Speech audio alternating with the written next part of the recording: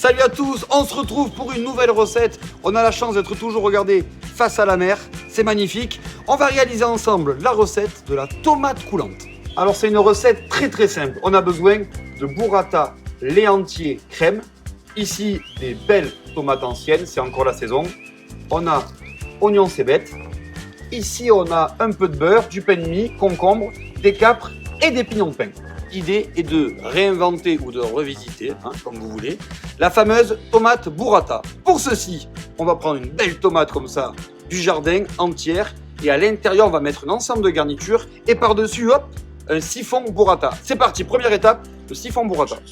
Alors pour le siphon burrata, je vais d'abord verser du lait, entier c'est mieux, avec de la crème. Alors pour les dosages, c'est facile, c'est un tiers. Et je vais ajouter à l'intérieur des morceaux comme ça de burrata. Donc là, on va mettre une burrata et demie.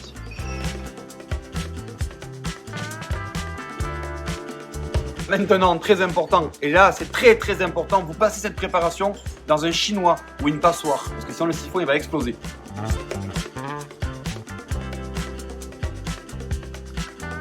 Et cette préparation, on la met au frigo, il faut au moins minimum la faire refroidir 2 heures avant d'utiliser. Pour la garniture, on commence avec des capres à queue. J'enlève la queue, on va juste tailler des petites rondelles comme ça.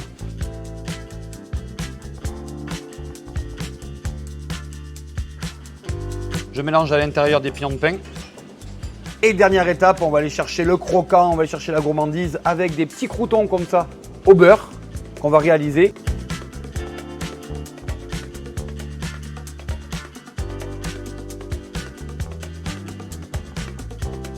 On va les égoutter. On va bientôt passer déjà maintenant à la préparation de notre tomate. Donc ce qu'on va faire, eau bouillante, salée, des belles tomates anciennes, bien grosses, même si elles sont irrégulières, c'est pas grave. On fait bouillir de l'eau, on va les faire bouillir 2 minutes pour enlever la peau, on les refroidit bien. Ensuite on va gratter comme ça l'intérieur de notre tomate pour avoir de la place. À l'intérieur de la tomate, je mets ma garniture composée de pignons de pain, de concombre, de capres, une bonne cuillère de burrata. Quelques croûtons, l'huile d'olive, vinaigre balsamique, du sel, du piment et hop là par-dessus le siphon burrata.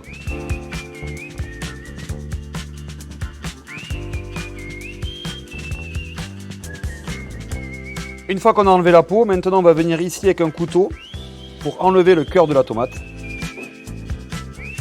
Et au dernier moment, quand les convives sont à table, on passe au dressage, on va garnir notre tomate coulante.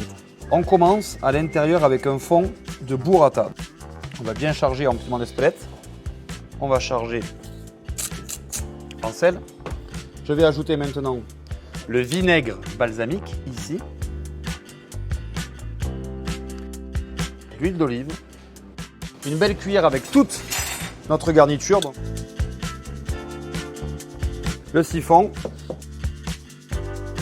Par-dessus, je mets quelques croûtons. Et je vais mettre simplement quelques petites pétales de fleurs.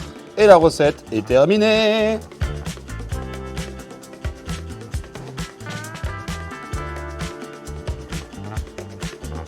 Quand on la taille, on a toute cette petite burrata à l'intérieur, méga coquine, méga gourmande. J'adore cette recette faite à la maison. Maintenant, on passe à la dégustation.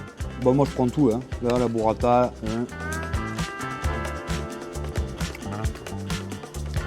C'est bon, c'est frais.